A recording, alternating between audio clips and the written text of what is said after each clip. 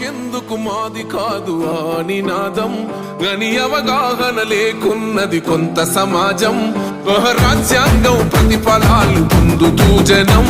అది అంటేందని అడిగే అవివేకుల దేశం జీవితాన్ని ధారపోసినాడు రమణకై అవమానాలనుభవించి నిలిచెర బలమై భావితరాల బతుకులు మార్చుట కొరకై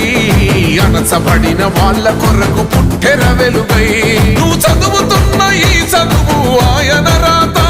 నువ్వు చేసుకునే ఈ నౌకరి ఆయన రాతే నువ్వు పొందే ఏ పదవైనా ఆయన భిక్షే జై భీమ్ జై భీమ్ జనగుండె నినాదం